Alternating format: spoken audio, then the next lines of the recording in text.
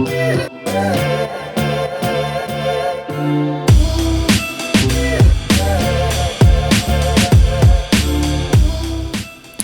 Raina here from Sage Investors, and I'm here to do a quick mind map analysis of one of my most recent investment decisions, which was to buy shares in FedEx, ticker symbol FDX. This video is also available in podcast format. You can download it through my website, sageinvestors.ca, or you can download it through Apple Podcasts. So one of the things about investing is it's a very iterative process. You kind of, when you're going through your process of making investment decisions and evaluating companies, it's a very iterative, repetitive process. You're asking yourselves the same questions over and over again, and ultimately leading you to make a decision whether you want to buy, sell, or or hold a stock. So what I'm going to share with you here, and what I share with you in all my videos, is sort of my thought process in answering what I think are some really core fundamental questions that you have to ask yourself every time you're evaluating a stock or an ETF. And so I'm just going to walk you through how I went about trying to figure out whether if I wanted to buy shares in FedEx. So the first question I always ask when I'm looking at a company is, what do they do? What do they sell? What products and services do they sell? What is their value proposition? What makes them unique compared to other types of companies out there?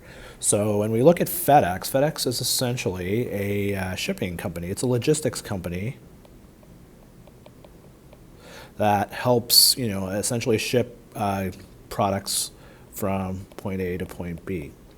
So it's involved in shipping and also other business logistics services.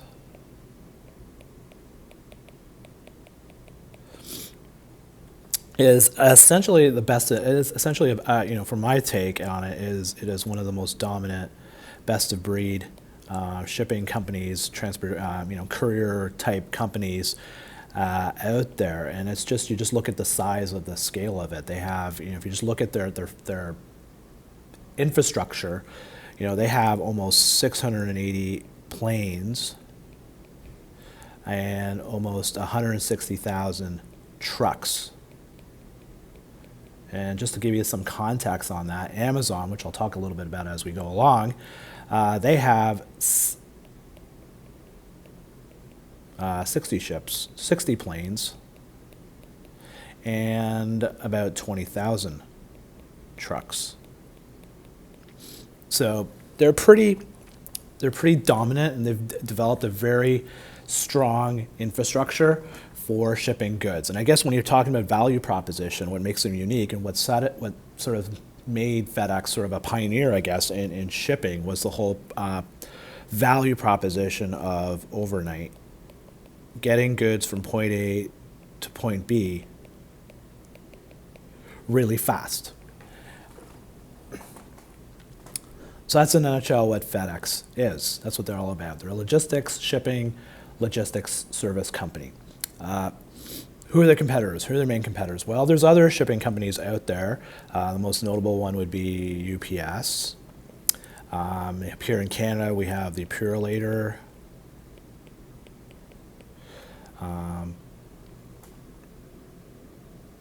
then we also have the postal companies. Canada Post, United States Postal Service. Those have traditionally been the main competitors for FedEx, but over the years, over the last, really, there's been a major change over the last 10 years probably, in the sense that, as I said earlier, Amazon has now become a bit of a player in the area. And then we've seen other kind of disrupting kind of companies like Uber enter the place, who are really being competitive in terms of that overnight, the last mile shipping concept. Same day delivery, overnight delivery. So Amazon and Uber have really made a really big push into trying to really take on some of that shipping groundwork that have traditionally been held by the postal companies, by FedEx, and by UPS. So there's a lot of competition going on in this space. So that leads to another question that I'll ask, which is, who buys stuff from FedEx? Who are their customers? essentially the type of customers that would go and use FedEx are people that are under basically a time crunch, time sensitive. People that have customers, people who want to like get stuff from point A to point B, the whole overnight shipping concept. Overnight, same day delivery. E-commerce companies. That need to get stuff, who are shipping large volumes of goods, who need to, multinational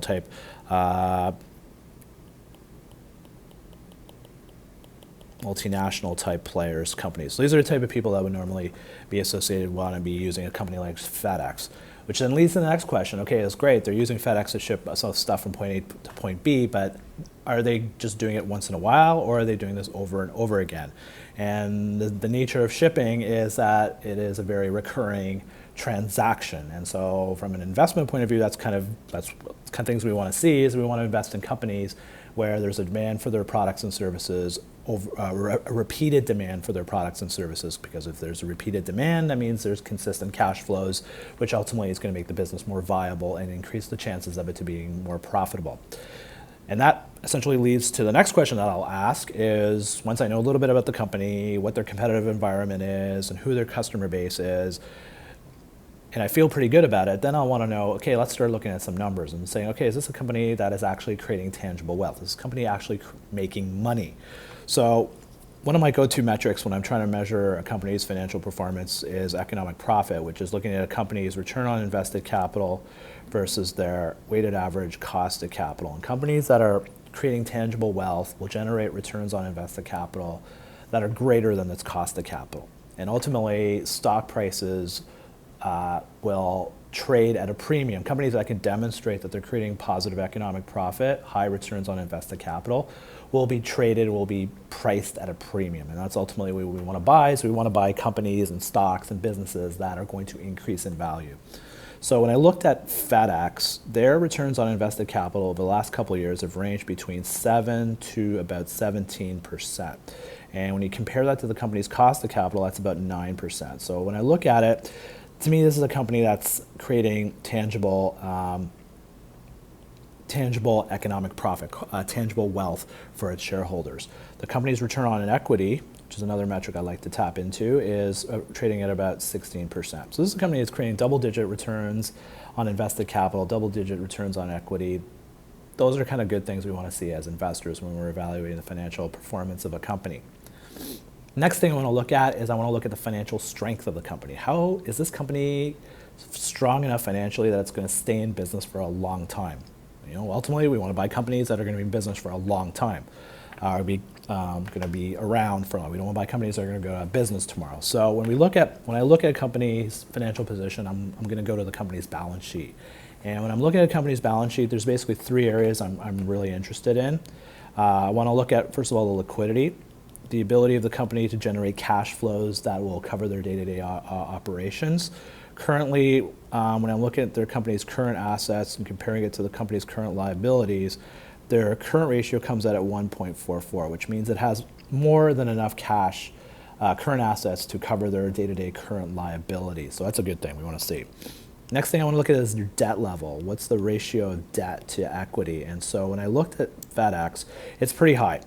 And that kind of makes sense because the fact of the matter is it's a very high capital intensive business. They've got 600 planes, 160,000 trucks. It's a very capital tangible, because they're dealing with the concept of shipping goods. You don't ship goods, through holographs. You have to get them from point A to point B, and that costs a lot of money. So it's a very high capitally intensive business. It makes sense for a company to have a high level of debt. And that kind of feeds in also to the companies with the high level of debt, feeds into the company's lower cost of capital, because debt is actually cheaper than equity. So from a risk factor, it'll carry a lower risk point on it. But from what we can see, the company is generating more than enough cash flow to be able to manage this high level of debt. So that doesn't seem to be a big concern right now. Finally, the last thing I want to look at when I'm looking at a company's financial situation is the quality of the company's assets. How much what is the ratio of tangible assets or intangible assets the company has relative to total assets? You want to buy companies that have solid, tangible, high quality assets. And so when I looked at the company's intangibles, came in at about 12%, which is pretty low. For me, my threshold is usually about 20. Any company that has over 20%, I get a little bit concerned about the quality of the company's assets, and I'm looking at whether if the company were to enter some really difficult times, does it have the capital to sustain itself? And the fact of the matter is, if you have a lot of tangible assets, then you are a much stronger business from that side of it. Excuse me. So the next thing that I'm going to look at then, and an important thing we need to look at as investors, is looking at some of the risks associated with the business. What is out there that could potentially take this company down? What are the competitive risks? What are the political risks, environmental risks that are out there that potentially could prove to be headwinds for this company and could ultimately impact its ability to create wealth? So there's a few. One centers in around Amazon. Amazon has made a really big foray into developing their own shipping infrastructure. And recently, it got to the point where they cut the contract with FedEx, or FedEx literally cut the contract. And I think that had an impact on the stock price. And then I'll get to the stock price in a sec. It kind of freaked out a lot of people because right now with Amazon, anytime they seem to be wanting to get into something, it tends to negatively impact other companies. And so when it was announced that FedEx was going to stop working with Amazon and shipping their stuff, the market kind of freaked out, and the stock's been kind of languishing around that. The reality check that you got to have around it is that business, that account for the Amazon account for FedEx, really represented about 6% of total revenues, which is not a lot. And that's an amount that FedEx can make up in petty cash. It's not a big deal. The other risk factor, I guess, is this Amazon getting into the base and kind of trying to enter that last mile overnight space that FedEx has really kind of invented and have really nurtured, and it's a major part of the business. And there's a risk that if Amazon really grows and really grows crazily, if that's a word, that they could take a bite out of some of FedEx's core business. So that's out there. But right now, if you're just looking at the tail of the tape, this is right now, as I said, FedEx has like 680 planes, Amazon has like 60. So, FedEx has like 10 times the infrastructure that Amazon has. So even though Amazon is putting more money and growing this part quite a bit, it's still not a hell of a lot compared to what FedEx has got going. So that's the risk. Amazon is out there, and it has been a factor in where the stock price has been. Second risk is, it's essentially are the economic risks.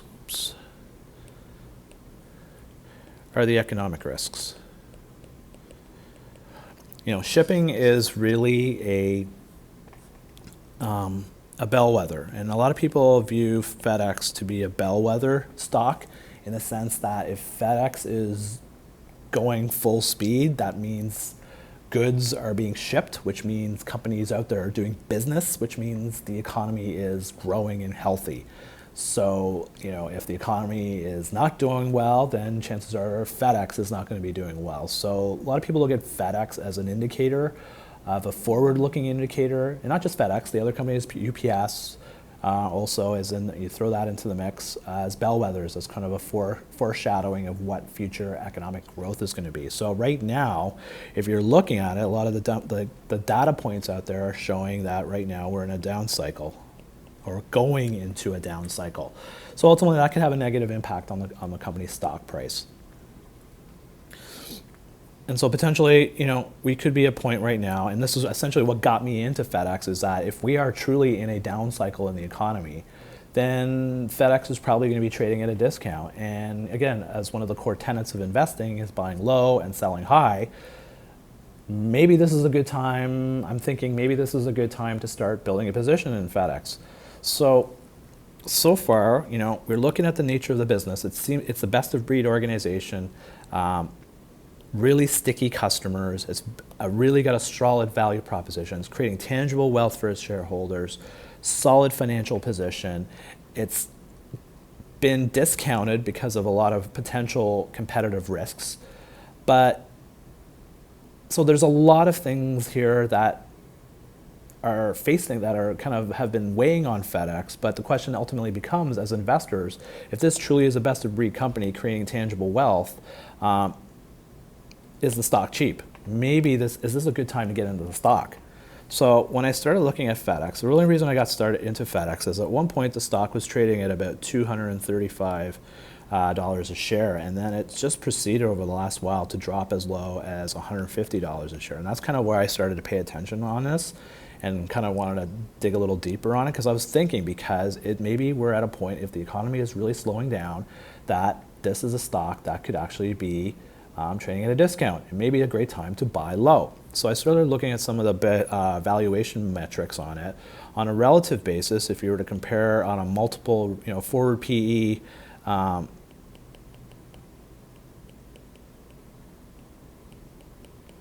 forward PE basis, it's trading at about, last I checked, it's trading at about 10 times forward PE. Now, just to give you perspective, UPS was trading at about 14.8 times earnings, forward earnings, and the median transport company was trading at about 18.4. So to me, this is telling me that on a relative basis compared to other companies, it's looking cheap. Now, on a discounted cash flow basis, from valuation models I've been seeing, I've seen the stock value at between $196 to $235. And as I said, I started looking at this stock when it was about 150. So from that perspective, if the stock is got a valuation between around $200, it's trading at 150 right now, I'm thinking maybe there's about 20-25% potential opportunity here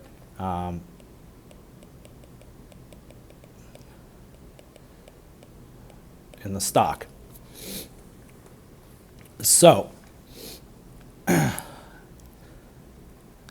actually just looking at this, and I think I just forgot another risk factor that just dawned on me that I forgot to include here, which is China.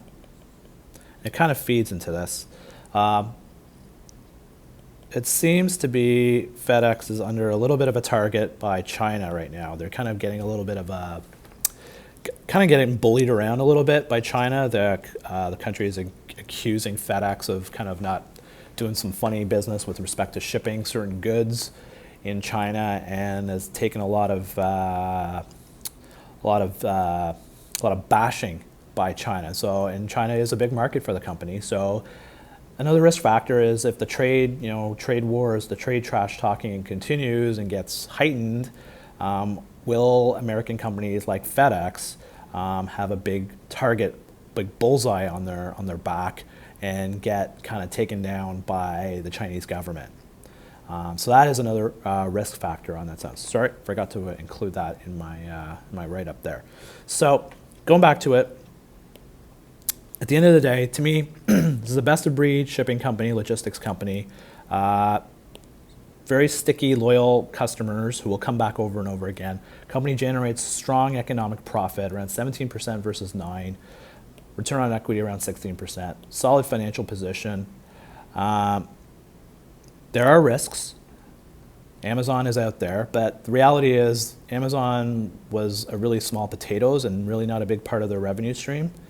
It is an economic bellwether, and all signs right now are pointing to it being in a down cycle, and that's kind of where the stock has gone from 235 to 150. The reality is, if that's the case, and this is a company that in a down cycle is continuing to generate strong returns on invested capital, high ROE, it's trading at a discount compared to other companies, And on a valuation, on a discounted cash flow perspective, it seems to be, there seems to be about 20-25% upside on it. So when I figured all this stuff is, to me, FedEx right now seems to be like a quintessential buy, cyclical stock, that it's in a down period of its cycle. And so, one of the tenets of investing is buy low and sell high. When do you buy stocks low? You buy them when they're in the low parts of their cycle.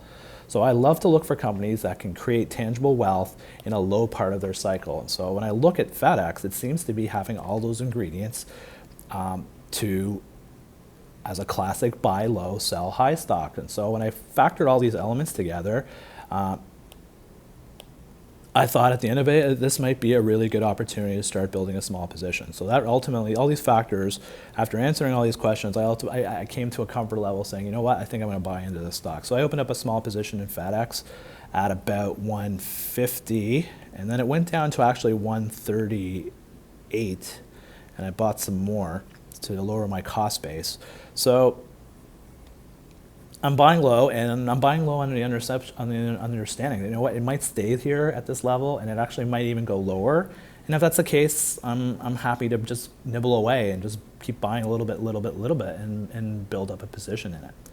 So there you go. That's my sort of my mind map decision of my decision to buy shares in FedEx. If you're interested, you can check out my other videos of other investment decisions that I've made and considered on my website, sageinvestors.ca. Just look at the Mind Maps video section. As I said, also, this video is also available in podcast format. You can download it through the website, sageinvestors.ca, as well as through Apple Podcasts. Feel free to subscribe and leave some comments. Love to hear your feedback on my analysis. So there you go. That's my video, my mind map video on my decision to buy FedEx. My name is Amin Reina, and I'm an investment coach at Sage Investors. Thanks for listening in. Thanks for watching in. We'll catch you again another time. Bye-bye.